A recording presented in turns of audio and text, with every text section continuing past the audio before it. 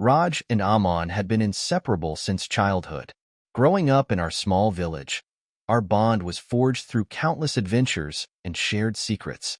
We did everything together, from playing cricket in the dusty fields to exploring the nearby forest, our favorite haunt. Our friendship was the kind that weathered every storm, and our loyalty to each other was unbreakable. One monsoon season, Aman and I decided to explore an old, abandoned mansion on the outskirts of our village. The mansion was rumored to be haunted, but Aman and I, ever the thrill-seekers, were undeterred. On a particularly stormy evening, we made our way to the dilapidated structure, laughing and daring each other to go first. We had no idea that this night would change our lives forever. As we stepped into the mansion, a sense of foreboding washed over me. The air inside was cold, and the smell of damp and decay filled my nostrils. The floorboards creaked under our feet, and the sound of the storm outside seemed to fade away, replaced by an eerie silence. Despite the fear gnawing at my heart, we pressed on, our flashlights cutting through the darkness.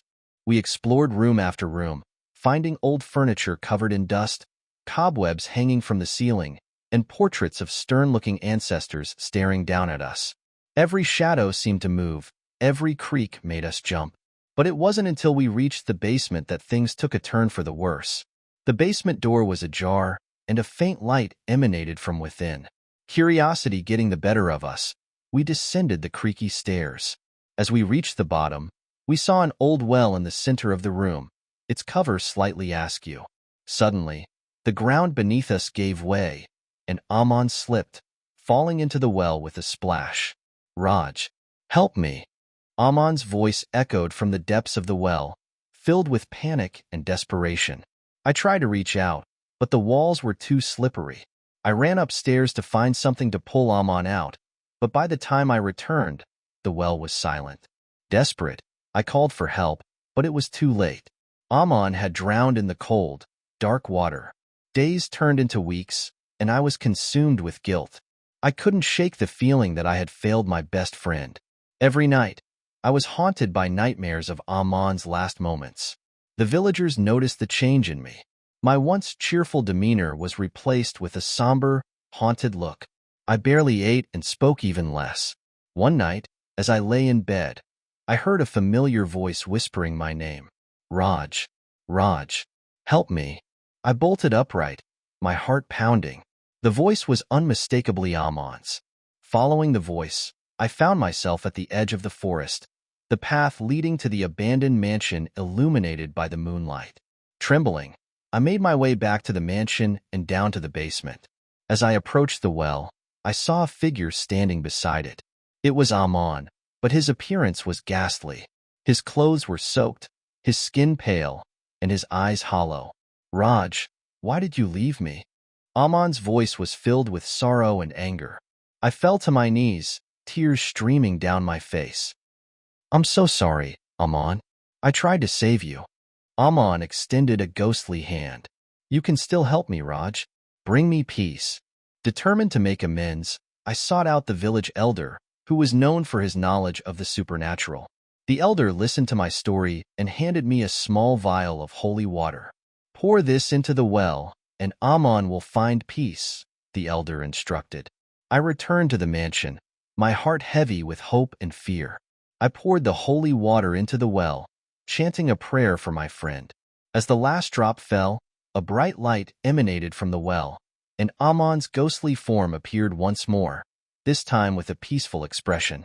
"Thank you, Raj," Aman said, his voice no longer filled with anger. "You've set me free." With those words, Aman's spirit faded into the light, leaving me alone in the basement. The oppressive atmosphere lifted, and I felt a sense of relief wash over me. I had finally helped my friend find peace. In the weeks that followed, I tried to return to normal life, but the memory of that night and my promise to Aman stayed with me. I took up new habits, visiting the mansion regularly, leaving flowers by the well, and speaking to Aman as if he were still there. The villagers whispered about my strange behavior, but I paid them no mind.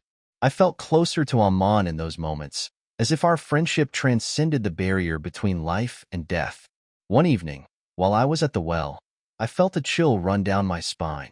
I turned to see a faint figure, not Aman's but a different spirit. It was an elderly woman, her face lined with sorrow. My heart pounded as I realized that the mansion held many secrets, many souls trapped by unfinished business. The woman spoke softly, her voice like a gentle breeze. "Thank you for helping Aman. Can you help me too?" I was taken aback. I hadn't expected this, but my heart, still heavy with the loss of my friend, couldn't refuse. I nodded, listening as the woman told her tale of love lost and betrayal, her life ending in the mansion long before it became abandoned. I sought the village elder's counsel once more. The elder, who had become my confidant, provided another vial of holy water and a new prayer. I performed the ritual, and the old woman's spirit, like Aman's, found peace. Word of my deeds spread, and soon I became known as the village's ghost whisperer, a man with the ability to help spirits find their way to the afterlife. Years passed, and I continued my work. Each spirit I helped brought me closer to healing from my own grief. I felt Aman's presence less frequently, but each time I did, it was comforting, a reminder that I was on the right path. One particularly stormy night, as I walked through the now familiar halls of the mansion, I felt an intense cold envelop me. A new spirit, filled with rage and pain, appeared. This one was different, more powerful, and resistant to my attempts to communicate. I knew I had to dig deeper into the mansion's dark history. I discovered that this spirit belonged to a man wronged by the mansion's original owners, left to die in the basement like so many others. The man's anger had festered, creating a malevolent presence. I faced my greatest challenge yet, but with determination and a growing sense of duty, I gathered the necessary tools and returned to the elder. "This one will be difficult, Raj," the elder warned. "His pain runs deep. You must be strong." I performed the ritual with a heavy heart, pouring the holy water and reciting the prayer. The malevolent spirit resisted, but I persisted, channeling my own pain and loss into the words. Slowly, the spirit began to calm, its anger dissipating. As it finally moved on, I felt a profound sense of accomplishment and peace. In time, my story became legend in the village. The abandoned mansion was no longer feared, but respected as a place where souls found solace. Though scarred by my experiences, I found purpose in my new role. My bond with Aman, though beyond the physical, remained the guiding force in my life, a testament to the enduring power of friendship. My efforts did not go unnoticed. People from nearby villages came seeking my help, bringing stories of their own haunted places and restless spirits. With a quiet demeanor and gentle persistence, I became a beacon of hope for those troubled by the supernatural. I listened to each story with empathy, offering my assistance without hesitation. One day, a young girl named Mira approached me with tears in her eyes. Her brother, Ravi, had drowned in a river near their home, and his spirit had not found peace. Mira's family had been tormented by strange occurrences, objects moving on their own, whispers in the night, and an overwhelming sense of sadness. I agreed to help, feeling a connection to the sibling's story that mirrored my own loss. When I arrived at Mira's home, I could feel Ravi's presence immediately. The air was thick with sorrow and regret. I spent time with Mira and her family, learning about Ravi and the circumstances of his death. I then went to the river, accompanied by Mira, carrying a vial of holy water and a prayer. As I stood by the riverbank, I called out to Ravi, speaking to him as if he were still alive. I recited the prayer and poured the holy water into the river. The water shimmered briefly, and a figure appeared. A young boy, eyes filled with pain. "Ravi," I said gently, "your family loves you and misses you. They need you to find peace so they can heal." Ravi's spirit seemed to waver, torn between the world of the living and the afterlife. I continued to speak, my voice filled with compassion and understanding. Slowly, the boy's spirit began to calm. With one last, longing look at his sister, Ravi's spirit dissipated, the river returning to its tranquil state. Mira and her family were grateful beyond words. They felt a sense of closure and peace that had eluded them since Ravi's death. My heart ached with the memory of Aman, but I also felt a sense of fulfillment. Each spirit I helped brought me closer to healing my own wounds. Over the years, I became a legend in my own right. My life was a tapestry of love, loss, and redemption, woven together by the spirits I helped and the friendships I cherished.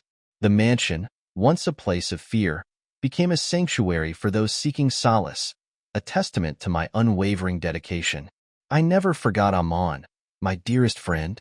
Our bond, forged in life and tested in death, remained the guiding force in my life. My journey was far from over, but I faced it with a heart full of compassion and a soul strengthened by the spirits I had set free. In the end, my story was not just one of ghostly encounters, but of enduring friendship and the power of forgiveness.